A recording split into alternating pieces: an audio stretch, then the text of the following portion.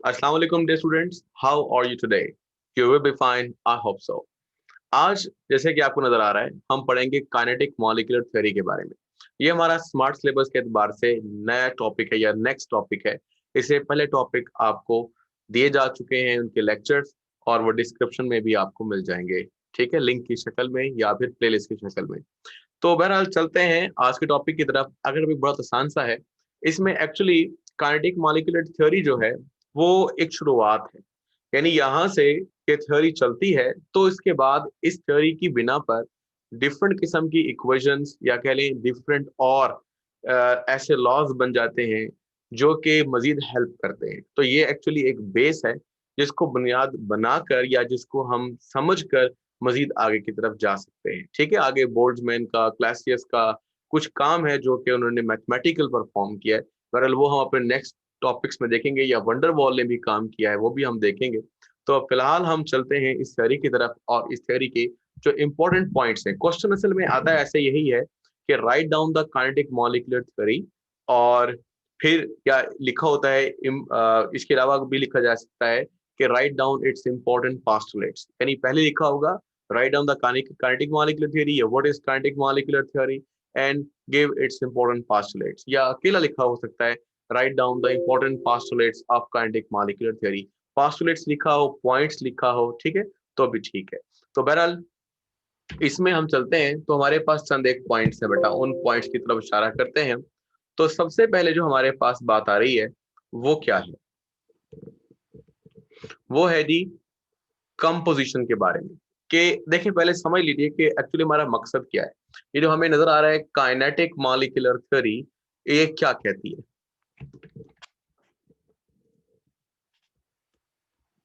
हाँ जी, तो काइनेटिक मॉलिक्यूलर थ्योरी, काइनेटिक से मुराद है हरकत, मोशन। जैसे आप पढ़ते हो काइनेटिक एनर्जी, भाई वो एनर्जी जो हरकत दे सकती है या वो जो हरकत की वजह बनती है। तो यहां पर भी ऐसा है कि काइनेटिक मॉलिक्यूलर थ्योरी का मतलब है कि काइनेटिक्स हरकत, मॉलिक्यूलर यानी मॉलिक्यूल्स की, आमतौर पर गैसेस के जो पार्टिकल्स होते हैं उनको हम मॉलिक्यूल तस्वर करते हैं, तो मॉलिक्यूलर। और थ्योरी वजाहत देने वाली कोई शय या पॉइंट्स वगैरह। तो काइनेटिक मॉलिक्यूलर थ्योरी से मुराद ये हुआ कि जो के मॉलिक्यूल होंगे गैस के, उन गैस की जो हरकत होगी, उन हरकत की बिना पर हमें क्या सीखने को मिल रहा है या क्या अहम चीजें यहाँ पर हैं। तो बहरहाल पहले में बात करते हैं कंपोजिशन की। कंपोजिशन क्या कहती है, देखो भाई, गैस के मॉलिक्यूल का रहता है बहुत ही छोटे छोटे पार्टिकल्स पर मुश्तमिल है। एक तो बहुत छोटे छोटे पार्टिकल्स हैं, दूसरा तादाद में बहुत ज्यादा है। ठीक है, तो यही आपके पास एक पॉइंट है कि गैस मॉलिक्यूल्स या gas is composed of very small but large number of the molecules. फिर इसके बाद हम आगे चलते हैं, इसी पॉइंट से जुड़ा एक और पॉइंट है और आप इसी तरह से ही इसको सपोज करते रहें। देखो भाई, गैस के पार्टिकल कैसे होते हैं, गैस के पार्टिकल बहुत दूर दूर होते हैं। तो यही इसके दरमियान की क्या है, स्पेस है, कि जो space between the gas molecule is more या much more as compared to the liquids and solids। liquids and solid की निस्बत जो गैस के मॉलिक्यूल हैं उनके दरमियान में खासी स्पेस होगी। तो ये आपके पास सेकंड पॉइंट है, देयर इज लार्ज या there are large spaces between the gas molecules. फिर आते हैं थर्ड बात की तरफ, और वो क्या है, वॉल्यूम। जो गैस का वॉल्यूम होता है वो क्या होता है। देखो अगर हम एक बात समझें, जैसे मैं एक यहाँ पर आपको एक बात बताता हूँ कि सपोज कर लीजिए कि हमारे पास एक कंटेनर है। ये देखें, ये हमारे पास एक कंटेनर है। ये कंटेनर छोटा भी हो सकता है, ये कंटेनर बड़ा भी हो सकता है। ठीक है, फिलहाल हमने एक कंटेनर ले लिया है, इस कंटेनर में हम गैस के मॉलिक्यूल डाल रहे हैं। अब जितना बड़ा ये कंटेनर होगा उतने ही गैस के मॉलिक्यूल ज्यादा मिकदार के अंदर इसमें आ सकते हैं। अब मैं पूछता हूं कि जो गैस के मॉलिक्यूल हैं वो कितने हैं, तो आप कहेंगे असल में जो कि ये कंटेनर है या जितना बड़ा ये कंटेनर है उतना ही ज्यादा आ सकते हैं या उतनी जगह घेर सकते हैं, कौन, मॉलिक्यूल्स। तो भाई जो कंटेनर का वॉल्यूम है वही वॉल्यूम है किसका, गैस का। तो यही हम बोलेंगे the volume of the gas is equal to the volume of the container. ठीक है जी, तो ये आपके बात ध्यान में आ गई होगी। कंटेनर छोटा कर दें तो फिर क्या होगा, ये छोटा वॉल्यूम कम हो जाएगा। देखो हम कंटेनर को छोटा करके देखते हैं क्या वाकई कम होता है या नहीं होता। बहरहाल ये एक एक्सपेरिमेंट नहीं है बट ये कि एक डेमोन्स्ट्रेशन है कि देखें क्या हुआ। गैस के मॉलिक्यूल, असल में गैस के मॉलिक्यूल खुद छोटे बड़े नहीं होते, गैस के मॉलिक्यूल उतनी ही बड़ी या उतनी ही तादाद में उतने ही बड़े रहते हैं, बट उनके दरमियान जैसे अभी हमने कहा कि स्पेस क्या होता है, बहुत ज्यादा होता है, बस वो स्पेस में कमी और ज्यादती होती है, ना कि गैस के मॉलिक्यूल बड़े या छोटे हों। तो volume of the gas is the volume of the container, ऐसे भी बोला जा सकता है। ठीक है, इसके बाद अगर हम बात करते हैं, अच्छा इस तरह से हम और बातें भी कर सकते हैं। वो क्या, एक किताब लिखती है एक्चुअल वॉल्यूम के बारे में, तो हम एक्चुअल वॉल्यूम के बारे में कुछ सीखने लगे हैं। देखो भाई, एक्चुअल वॉल्यूम क्या है, एक होता है actual volume of the gas, ये आपके दिमाग में बात रहे भाई, कभी कभी लिखा हुआ आएगा, क्योंकि ये क्या मतलब है कि दो चीजें हैं अलग अलग तस्वर की जा रही है। तो हम क्या बोल रहे हैं, एक्चुअल वॉल्यूम, और हम बोल एक्चुअल वॉल्यूम ऑफ गैस, पूरा भी लिख सकते हैं, और एक बात और भी लिख सकते हैं, और वो क्या है, वो है जी volume of the gas. Sir ये क्या बात हुई, वॉल्यूम ऑफ गैस और एक्चुअल वॉल्यूम ऑफ गैस, इसके बारे में ही मैं बताने लगा हूं आपको। देखो बेटा, सपोज करो कि हम सारे गैस के जो मॉलिक्यूल हैं, जैसे कि यही हमारे पास एक सिलेंडर है, हम सपोज करते हैं कि इसको क्या करते हैं, छोटा कर लेते हैं, ये देखिए, अपनी समझ की खातिर ऐसा करते हैं। अब हम एक काम ये करते हैं कि गैस के मॉलिक्यूल को जितना हो सकता है करीब लाते हैं। देखें, गैस के मॉलिक्यूल को हम करीब लाते हैं तो क्या होता है भाई,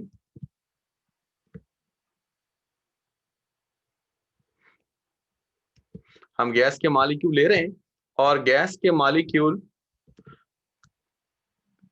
जिसने खुले खुले थे ना, अकेले अकेले खुले खुले थे, हमने उसको वहां से निकाल कर किया ये है कि उनको बहुत ही करीब करीब ले आए, जितना वो करीब आ सकते हैं और गैस की हालत में रहे। तो देखो भाई, सारे के सारे गैस के जो मॉलिक्यूल थे वो क्या हो गए, एक थोड़ी सी जगह में आ गए। यानी आपने देखा कि पहले वो फैले हुए थे, और अब वो बिल्कुल छोटी सी जगह के अंदर, जैसे आपको ये नजर आ रहा है, यहाँ पर आ गए। तो हमारी बुक असल में ये लिखती है कि आपके पास ये वाली जो वॉल्यूम है, ये वाला, that is called actual volume. ठीक है, और जो आपके पास ये वाला वॉल्यूम है, that is volume of the gas. तो आपको दो किस्म की बात समझ में आ रही है, मेरा ख्याल से ये बात पता लग गई होगी। मैं दोबारा से जिक्र कर लेता हूं, हमारे पास दो किस्म के वॉल्यूम हो गए, एक वॉल्यूम ऑफ द गैस। अब आप खुद सोचो कि ये आपके पास जो वॉल्यूम है, ये कैसा है, ये ज्यादा छोटा है, बड़ा है, कैसा है। तो आप गौर करो कि ये वॉल्यूम तो छोटा है, स्मॉल, और जो वॉल्यूम है वो क्या है आपके पास, लार्ज।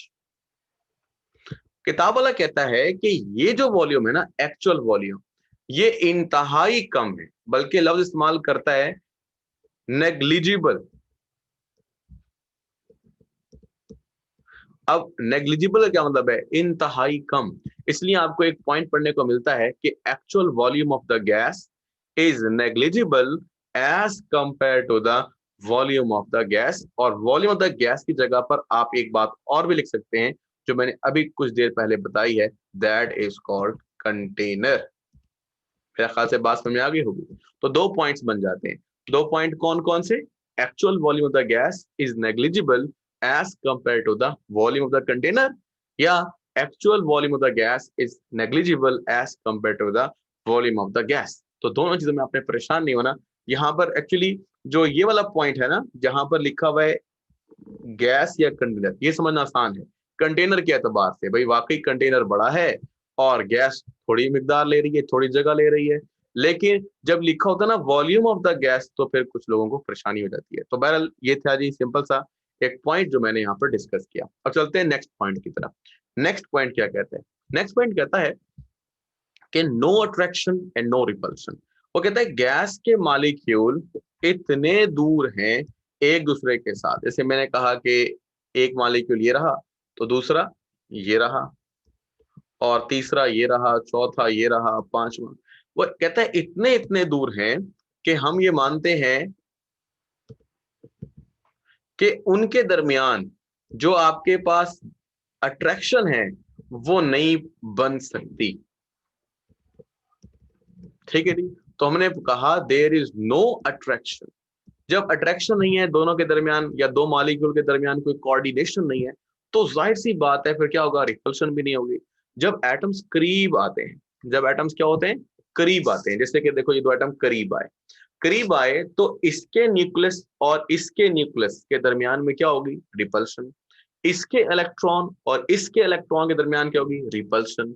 तो रिपल्शन भी होती है जब एटम्स करीब आते हैं, लेकिन अट्रैक्शंस भी होती हैं। जैसे मिसाल के तौर पर इस एटम के न्यूक्लियस और इस एटम के इलेक्ट्रॉन के दरमियान क्या है, अट्रैक्शन। इसी तरह मुजाद भी, यानी इसके इलेक्ट्रॉन और इसके न्यूक्लियस के दरमियान क्या है, अट्रैक्शन। तो अट्रैक्शन और रिपल्शन तभी वजूद में आती हैं जब एटम्स एक दूसरे के करीब आते हैं। अगर अट्रैक्शन डोमिनेट हो तो एटम करीब रहते हैं, बॉन्ड बनाते हैं, और अगर रिपल्शन ताकतवर हो तो फिर एटम दूर दूर हो जाते हैं। तो ये था जी आपके पास एक सिंपल सा तरीकाकार, इसमें आपने सीखा कि अट्रैक्शन और रिपल्शन के बारे में। तो आप लिख सकते हो point, there is no attraction and repulsion between the gas molecule, they are far apart, वो बहुत दूर है। फिर नंबर नेक्स्ट है मोशन। जो गैस के मॉलिक्यूल है उनकी हरकत कैसी है, तो हरकत बड़ी आसान सी है। वो कैसे, देखो भाई एक मॉलिक्यूल है लीनियर हरकत कर रहा है, हम यहाँ पर इसकी लीनियर हरकत दिखाते हैं। ये देखो ये आपके पास हरकत ऐसे है, इस मॉलिक्यूल की हरकत ऐसे है, इस मॉलिक्यूल की ऐसे है। मतलब मुझे पता नहीं है कि भाई ये इसी तरह हरकत कर रहे हैं, मैं एक्चुअली बता रहा हूँ कि उनकी जो मोशन है वो सबके सब क्या है, रैंडम है। कोई आगे, कोई पीछे, कोई नीचे, कोई इधर, कोई उधर, ये आपको मैंने दिखाया, मोशन मुख्तलिफ मुख्तलिफ है। तो अगर ऐसा हो जाए तो हम बोलते हैं कि इस मोशन का नाम है हैफोजर्ड या रैंडम मूवमेंट, यानी रैंडम मूवमेंट है, रैंडम मूवमेंट है।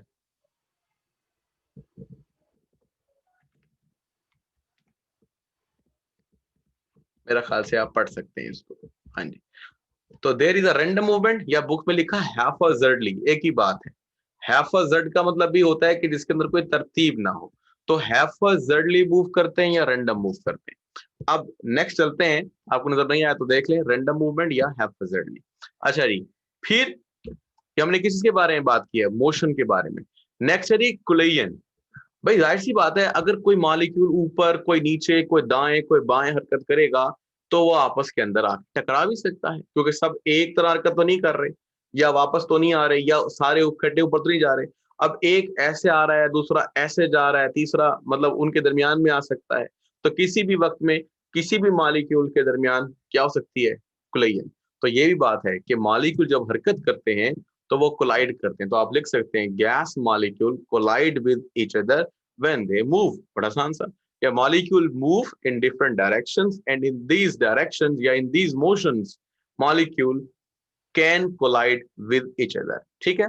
अच्छा, ये तो बात समझ में आ गई, इसे मैंने पहले ही बात की थी, दोबारा बात कर लेते हैं कि ये हमारे पास वही गैस का कंटेनर है।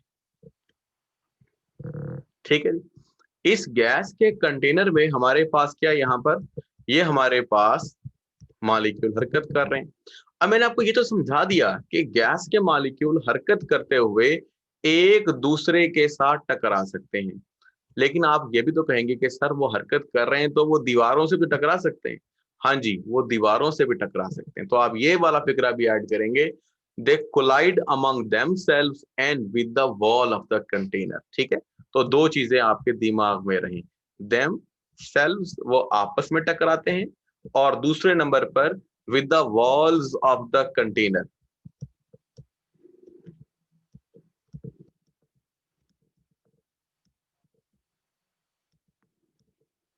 ठीक है, तो ये था आपके पास तीसरा, छठा पॉइंट एक्चुअली इस पेज का तीसरा, वरना एक्चुअली छठा पॉइंट। अब चलते हैं नेक्स्ट पॉइंट की तरफ। नेक्स्ट पॉइंट ये है, इसी तरीके से है कि देखो भाई सपोज कीजिए ये आपके पास कंटेनर की दीवार है और एक मॉलिक्यूल है वो हरकत करता हुआ आ रहा है। ये वो मॉलिक्यूल है जो हरकत करता हुआ आ रहा है। ठीक है जी, अब ये मॉलिक्यूल जब जाएगा तो क्या करेगा, ये टकराएगा किससे, दीवार के साथ। अब एक होता ही है कि हम एक समझ लीजिए कि आपके पास एक खास एरिया है, इसको हम बोल लेते हैं यूनिट एरिया। चाहे आप इसको समझ लें कि ये 1 सेंटीमीटर स्क्वायर का इलाका है, तो ये एक यूनिट एरिया है। जब मॉलिक्यूल जाके टकराएंगे, कोलाइड करेंगे, तो एक ताकत लगाएंगे, फोर्स। ठीक है ना, और ये फोर्स जब उस एरिया पे लगेगी तो हम इस फोर्स को एक नाम देंगे, दैट इज कॉल्ड प्रेशर। ठीक है, यही प्रेशर की तारीफ भी है। When gas molecule collide with each other and with the wall of container, specially जब कंटेनर पर टकराएंगे, तो they exert a force per unit area called pressure. ठीक है जी। अब ये आपने अपने दिमाग में बात रख ली कि प्रेशर क्या होता है और प्रेशर कब लगता है, यही इसका पॉइंट भी है। When molecule collide with the walls of container they exert pressure per unit area, this is called या this force is called pressure. अब अगली बात की तरफ चलते हैं, और वो भी इसी से लिंक्ड है। वो किस तरीके से, देखो मैं आपको समझाता हूँ। काइनेटिक एनर्जी क्या होती है? अब काइनेटिक इन सबको पता है भाई, जब कोई चीज हरकत करेगी तो वो क्यों हरकत करेगी? क्योंकि उसके अंदर क्या है? Kinetic energy. अब काइनेटिक एनर्जी होगी तो मॉलिक्यूल मूव कर रहे हैं। तो यहां पर भी ये बात कहते हैं कि काइनेटिक एनर्जी होती है हर मॉलिक्यूल में, लेकिन एक इशू आता है, वो ये कि चूंकि मॉलिक्यूल काफी सारे होते हैं, जैसे ये मॉलिक्यूल है, ये मॉलिक्यूल है, ये मॉलिक्यूल है, और कोई मॉलिक्यूल हरकत करता है आहिस्ता, कोई मॉलिक्यूल हरकत करता है तेज, ठीक है ना, कोई बहुत तेज मिसाल के तौर पर। तो हर किसी की काइनेटिक एनर्जी क्या होती है? डिफरेंट, क्योंकि सबकी यानी सबकी जो मूवमेंट है वो डिफरेंट, क्या कहते हैं, स्पीड से हो रही है। अब आप क्या लेते हो फिर? आप किसी भी मॉलिक्यूल की अकेले काइनेटिक एनर्जी मालूम नहीं कर सकते, क्योंकि मॉलिक्यूल बहुत छोटे होते हैं, और फिर वो मॉलिक्यूल जो है आपके पास नजर भी नहीं आते आपको। तो हम पूरे सिस्टम की बात करते हैं कि सिस्टम क्या कह रहा है। हम सिस्टम की यानी पूरे सिलेंडर की तो एनर्जी मालूम कर लेते हैं, और फिर हम ये देखते हैं कि उसमें कितने मॉलिक्यूल हैं, जो कि कल मैंने आपको मोल का कंसेप्ट दिया था, उसकी तरफ से मालूम हो सकता है। तो बात यह है कि मॉलिक्यूल है, फिर हर मॉलिक्यूल, फॉर एग्जाम्पल 100 मॉलिक्यूल है, और एनर्जी कितनी निकली? वो भी 100 किलो जूल पर मोल। तो 100 को 100 पर डिवाइड कर दें, आंसर आएगा 1, यानी हर मॉलिक्यूल की एक काइनेटिक एनर्जी है। लेकिन ये तो मसला खराब है, हर किसी की तो बराबर नहीं है, जैसे कि मैंने आपको दिखाया। फिर हम बोलते हैं काइनेटिक एनर्जी है हर मॉलिक्यूल की, लेकिन कैसी है? एवरेज। तो आपने कहना है कि एवरेज काइनेटिक एनर्जी होती है हर एक मॉलिक्यूल की इन द कंटेनर या सिस्टम। तो ये काइनेटिक एनर्जी के बारे में थोड़ी सी बहस थी। वो क्या? When molecule move they have an energy called kinetic energy, and average kinetic energy can be assigned to each molecule in a system या इन अ कंटेनर। तो ये जी आपके पास थोड़ा सा मैंने पॉइंट जरा मुख्तलिफ कर दिया है, बट किताब में बड़ा आसान सा है। इसके बाद इसी एनर्जी से ताल्लुक रखता है एब्सोल्यूट टेम्परेचर। ठीक है, अब मैं आपसे एक बात कहता हूँ। फॉर एग्जाम्पल आप समझ लो कि हमारे पास एक कंटेनर है। चलो हमारे पास एक ये कंटेनर है, इस कंटेनर में हमारे पास क्या है जी? चले समझ लीजिए गैस है। गैस के क्या है? कुछ मॉलिक्यूल्स हैं। सपोज कीजिए हम गैस को कुछ कलर कर लेते हैं येलो, ठीक है, ऑलमोस्ट। अब होता यह है कि ये आपके पास जो गैस है, इस गैस के क्या है? मॉलिक्यूल। मैं मॉलिक्यूल बनाता हूं, ये आपके पास गैस के मॉलिक्यूल। अगर आप इसको क्या करना शुरू कर दो? गर्म करना शुरू कर दो, ठीक है ना। हम ऐसा समझ लेते हैं कि आपके पास ये सारे के सारे, चलो यहां रखते हैं इसको ताकि आप देख सको, मॉलिक्यूल यहीं रह गए हैं, मॉलिक्यूल भी ले जाते हैं भाई वहीं पर। हाँ जी जी, ये आपके पास मॉलिक्यूल, ये हरकत कर रहे थे, जैसे मैंने आपको यहाँ पर सिखाया कि इनकी हरकत चल रही थी। आपने क्या किया? आपने इसको गर्म कर दिया। वही गर्म क्यों कर रहे हैं? ताकि हम टेम्परेचर दे सकें, ठीक है ना। फॉर एग्जाम्पल हम यहाँ पर इसको गर्म करते हैं,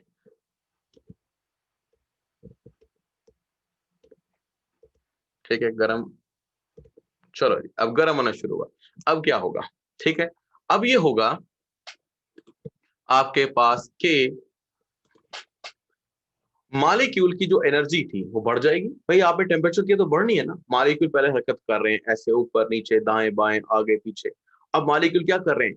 ज्यादा एनर्जी ले रहे हैं, ज्यादा काइनेटिक एनर्जी बढ़ रही है, ज्यादा काइनेटिक एनर्जी, ज्यादा मोशन, तेजी से हरकत चल रही है, तेजी से, जल्दी जल्दी जल्दी जल्दी जल्दी जल्दी। तो क्या हुआ इस दौरान? इसका मतलब ये हुआ कि हमने एक बात सीखी। वो बात क्या सीखी हमने? कि जितना टेम्परेचर आप ज्यादा दोगे, आमतौर पर ये केल्विन में लिया जाता है, इसलिए इसको एब्सोल्यूट टेम्परेचर भी कहते हैं। उतनी ही काइनेटिक एनर्जी क्या होगी, ज्यादा होगी, उतने मॉलिक्यूल दूर दूर हो जाएंगे और तेजी से हरकत करेंगे। ठीक है,